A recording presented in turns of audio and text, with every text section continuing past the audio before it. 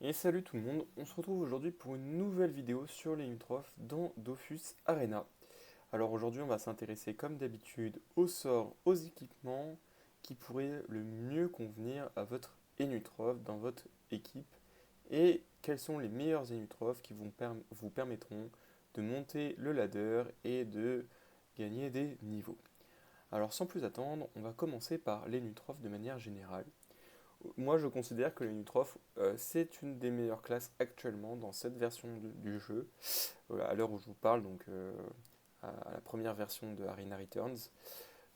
Il dispose de 65 points de vie de base, 3 PM, 6 PA, bon, comme ça, comme tous les autres persos, avec 70 nids qui le rend assez modulable, donc plutôt bien placé en termes d'ini, j'ai envie de dire. Il joue pas très loin du Kra, si je dis pas de bêtises, et qui a 75 dini, donc il est relativement bien placé. Il n'a pas de blocage ni d'esquive de base, ses stats sont par défaut. Et moi, ce que je trouve très intéressant chez les Nutroph, c'est que la majorité de ces sorts, en fait, ils sont tous jouables. J'ai déjà vu tous les sorts de les Nutroph dans des grandes teams. Et c'est donc pour ça que pour moi, les Nutroph aujourd'hui, c'est un must-have dans une compo à tous les niveaux. Alors on va commencer par le premier sort de l'Unitroph qui est accélération. Alors accélération pour moi c'est un super sort, je dirais que c'est un S tier ou A tier chez les Unitroph. Bon déjà le fait qu'il donne 1 PM, déjà je trouve ça fort. Ça dure 3 tours, 20% d'esquive.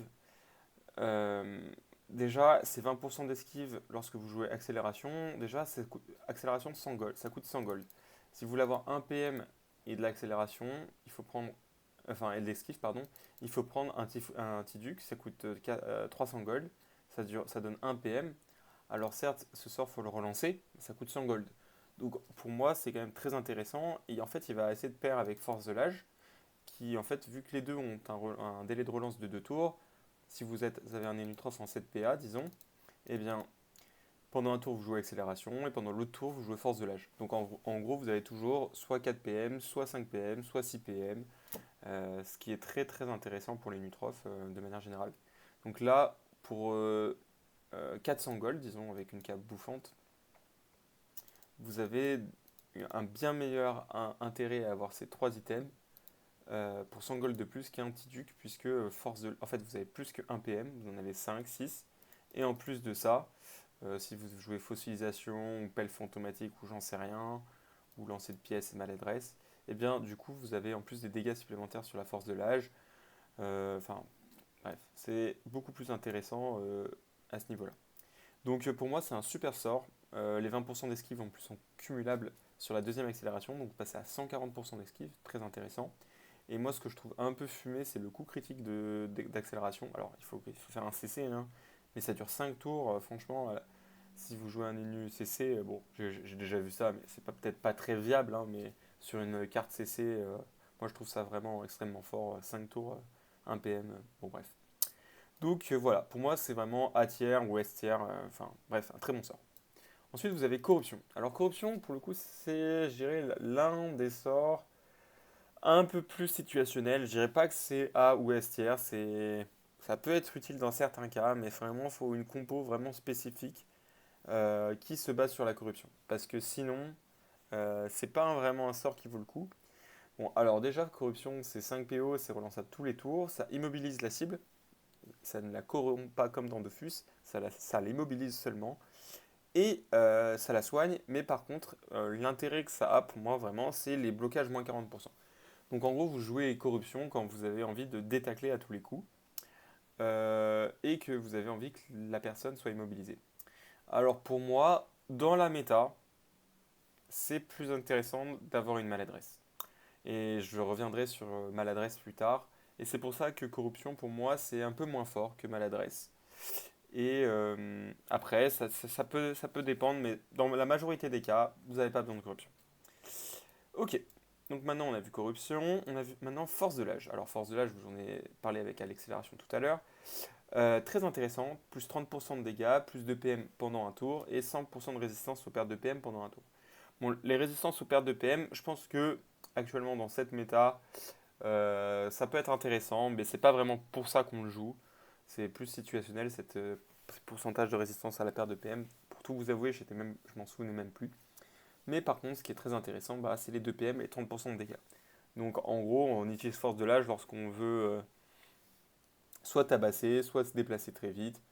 Pour moi, les deux vont de pair. Soit vous jouez accélération et force de l'âge, soit vous jouez pas force de l'âge tout seul, quoi. Ça sert pas à grand chose. Par contre, j'ai déjà vu des teams où c'était intéressant de booster en PM un personnage, mais franchement, c'est très rare. Pour moi, les deux vont de pair de manière générale, et c'est sur les Nutroph qu'on booste les PM. Je dirais que c'est A tiers dans certaines compos. Ensuite, fossilisation, sort intéressant. Vol 1 PM, affiche 16 dégâts. Normalement, on le combine avec ce stuff-là, hein. Ça, c'est très intéressant. Parce que vous avez beaucoup de PM, ça fait pas mal de dégâts. Vous pouvez prendre des dégâts de dos ou de côté, plus 1% ou 40%. Vol 1 PM ou 2 PM en cas de CC. Moi, je trouve ça intéressant pour une team à la Expresso. Qui vient très vite au corps à corps. Voilà, vous avez un Feka tank, un Yop au cac. L'Enu va retirer des PM. Enfin, il va être chiant et il va se déplacer très vite. En gros, il aura 5-6 PM et donc il sera enfin, pas facilement arrêtable, enfin touchable surtout, et il fera des gros dégâts. Donc pour moi, c'est intéressant comme sort. Je dirais pas que c'est le meilleur sort, c'est pas le sort qu'on va forcément vouloir jouer, va dépendre de votre compo, mais bon, ça reste un bon sort. Moi, je dirais que c'est un B ou A, mais c'est pas un S tier comme sort. Surtout du fait qu'il se lance en ligne droite uniquement en plus et qu'il a 2 PO. Ensuite, vous avez lancer de pièces. Alors, lancer de pièces, pour moi, c'est un sort très très fort. Je dirais A tiers ou ouais, A tiers, voire S tiers, entre les deux. Donc, c'est 5 dégâts, déjà c'est fort. 2 PA, 4 de PO. Bon, bah, juste voilà quoi. Enfin, c'est hyper polyvalent. Vous pouvez le jouer quand vous faites ralentir, vous faites guigne. 4 PO, c'est mid-range, donc c'est plutôt pratique. Franchement, moi je trouve ça très fort. Juste voilà, c'est juste fort. Ça bénéficie d'un œil de lynx d'un Kra ou d'un. Enfin bref, ça fait des gros dégâts. Juste par comparaison avec le sort le plus fort de l'Enutroph, qui coûte lui 16 PA, enfin 6 PA, vous gagnez littéralement un dégât avec le sort à 6 PA sur un lancer de pièces. Donc en gros, pour moi, c'est tellement plus rentable parce que ça, en fait, si vous mettez une maladresse, enfin, c'est beaucoup plus situationnel qu'une pelle massacrante. Alors certes, la pelle massacrante, elle a cet avantage de ne pas nécessiter de ligne de vue, mais lancer de pièces, c'est vraiment, vraiment intéressant. Pour moi, c'est très, très fort. Ensuite, vous avez maladresse. Alors là, c'est le meilleur sort de l'Enutroph de très, très, très, très loin. Ça, c'est juste, bah, voilà, c'est un fait. Utilisation une fois par cible, mais pas par Enutroph. 5 PO, modifiable, et qui ne nécessite pas de ligne de vue. Alors, et sur coup critique, retire 2 PM. Donc c'est vraiment, mais broken as fuck. C'est-à-dire que vous pouvez jouer votre Enutroph, disons, hop, je fais vraiment un truc qui n'est pas joué, hein. Mais c'est juste pour vous illustrer hein, le délire. Vous rajoutez du CC, j'en sais rien, ou un Dofus Kawad. Mais en gros, voilà, vous êtes à 8 PO ou 5 PO sans les équipements et vous jouez du CC et hop, une chance sur deux que le mec il perd 2 PM. 2 PM combiné avec une maladresse des masses, le mec ne bouge jamais. Et vous pouvez le râle de loin, le râle PM de loin, c'est juste beaucoup trop fort. Et puis en fait, il suffit de prendre un deuxième Enutroph parce que ça se cumule les maladresses et en fait, même plus besoin de CC, vous esquivez tout le temps 2 PM et vous pouvez râle PM de très loin et sans ligne de vue, c'est juste broken as fuck. Enfin, il n'y a aucun moyen de s'en sortir de ces râles PM. Franchement, c'est juste infernal. Ce sort est trop fort. Voilà, donc je vais pas forcément rajouter là-dessus. En plus, c'est un skive moins 20%. Enfin voilà, c'est peut-être pas l'intérêt, mais des fois, vous savez, vous êtes au CAC, vous avez rien à faire, vous utilisez je sais pas, une fossilisation, une pelle fantomatique, et vous jouez contre un Xelor aiguille, un truc comme ça, un truc qui a besoin d'avoir de la distance. et ben hop, ah bah non, bah maladresse, t'enlèves 20% d'esquive. Toi, t'as pas un perso qui bloque, genre t'as un Eka flip, hop, et ben tu te retrouves bloqué par hasard parce que le mec il t'a mis une vieille maladresse. Ça m'est déjà arrivé, et en fait, c'est juste trop fort en fait. Alors, faut bien faire attention à ne pas le debuff avec l'appel fantomatique, mais enfin, c'est juste trop fort. Ensuite, vous avez maladresse de masse, un autre très très très très bon sort de Linutrof. Je dirais S ou A, enfin, c'est aussi broken. Ça va râle 2 PM à toute l'équipe. Euh, En général, quand vous jouez une équipe distance, maladresse de masse, ça coûte 2 PA, ça coûte 150 gold, ça coûte rien. Maladresse, ça coûte 150 gold aussi, c'est rien. Ces deux sorts, en fait, combinés l'un avec l'autre, en fait, bah voilà, vous immobilisez toute une équipe avec un personnage. Et donc là, vous avez votre Rox, votre DPS, votre FK, votre Kra, votre je sais pas ce que vous voulez, votre truc à distance. Et boum, vous roxez comme des gros porcs, en fait, et c'est juste injouable. Un Enutrof, voilà. Vous avez 900 gold et votre Enutrof est juste un enfer à jouer. Donc pour moi, vraiment trop fort. Ce personnage, enfin, ces deux sorts sont trop forts. Ok. Ensuite, vous avez Pelle Fantomatique. Alors pour 5 PA, inflige 10 dégâts, 4 PO. Bon, en vrai, on ne joue pas forcément pour ses dégâts. C'est correct, mais c'est pas l'intérêt principal. On joue surtout pour le désenvoûtement. Alors le désenvoûtement, déjà, on va le jouer souvent dans des compos avec le fait 4 rêves. Parce que bah, ça combo tout de suite. Sinon, on peut le jouer dans d'autres compos à base de roulettes, enfin de pardon, enfin à base, pardon, pas de roulettes, mais de d'autres sorts qui peuvent vous gêner. Je réfléchis, voilà, si vous jouez contre des tanks, si vous avez une compo qui aime pas les tanks, bah typiquement le Feka et le Yop ou le Sacrieur Sacrifice, bah, tous les tanks en fait ils vont se faire nerfer. Le Yop par la vitalité, le Feka par les armures et le Sacrieur par le sacrifice. Et même par exemple le cadran de Xelor, les boosts enfin la carapace du Crackler. Ça peut avoir un effet, je pense, intéressant. Après, on le joue surtout avec le trèfle du Feka. Et, euh, et voilà. C'est pour moi l'intérêt principal, c'est pour la trêve du Feka. Sinon, je vois pas trop. Enfin, ça a moins d'intérêt. Enfin, vous avez. Pardon. Pelle massacrante. Alors, Pelle massacrante, ce sort, pour moi, il peut être intéressant dans certaines compos. Je dirais pas que ça soit un S tier, je dirais que c'est un A tier. C'est fort, mais c'est pas trop fort. Ne nécessite pas de ligne de vue, c'est pour ça qu'on le joue. En général, on va le jouer dans ce genre de compo, en fait, avec une coiffe bouffe-tout, une cape Wabit, un Dofus Kawate et un Moon, disons.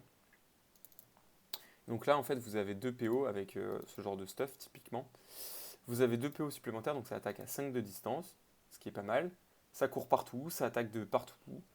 Vous mettez une maladresse de masse, une maladresse, enfin je sais pas exactement comment vous stuffez vos ennemis, mais typiquement, bah, en fait ça court partout, c'est pas chopable, ça attaque un peu derrière les obstacles. Ça peut être intéressant, c'est pas super fort, mais ça peut gagner contre certaines équipes, mais peut-être pas les meilleures équipes. Voilà, ça peut passer peut-être le level 13, 14, mais je pense pas que puisse monter beaucoup plus haut. Alors que typiquement, ce genre de truc, ça c'est beaucoup plus fort. Euh, Ensuite, vous avez Tanière des Roches. Bon, typiquement, ça se joue aussi avec l'appel massacrante ou un Enu qui court de partout. Euh, Bah voilà, ça coûte 2 PA, c'est autant qu'une accélération et une force de l'âge. Ce qui est très intéressant, et ça c'est pour moi l'un des aspects très forts de Tanière des Roches, c'est que si vous jouez un Enutroph, bah, comme je vous l'ai montré juste avant, qui fuit, qui court, et ben vous jouez contre un Feka avec 100% d'esquive, enfin de blocage, pardon, et bien vous n'avez pas envie de tenter le tacle, et bien vous utilisez Tanière des Roches après la téléportation du Feka, et votre Inutroph est à 100% sûr de détacler. Et ça c'est fort, mais c'est situationnel.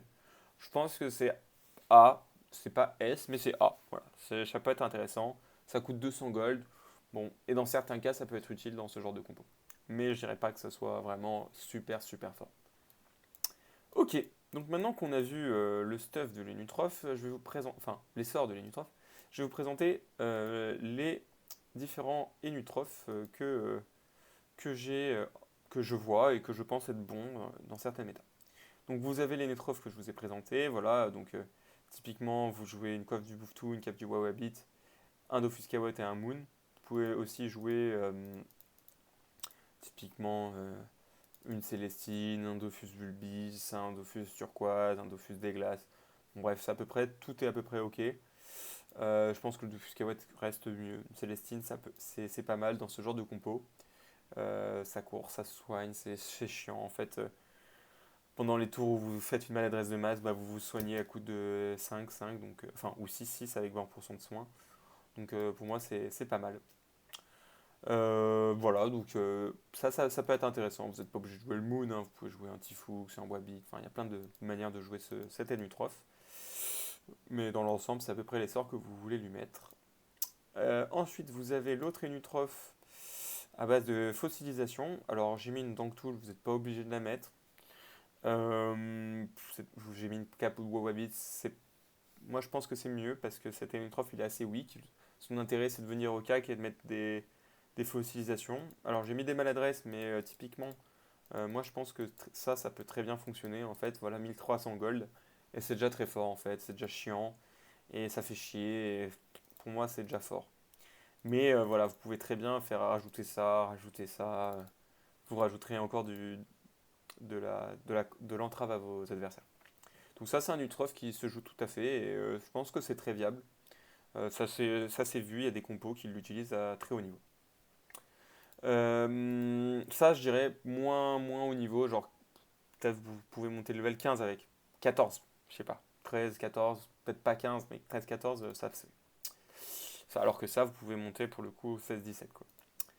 Même plus haut, je pense, hein. Il y a un espresso qui a réussi à monter avec ce genre d'Enutroph. Et enfin, le dernier Unitroph qui est pour moi l'un des plus forts, bah, c'est celui-ci avec la trêve. Alors lui, c'est sûr qu'il a déjà monté le ladder tout en haut.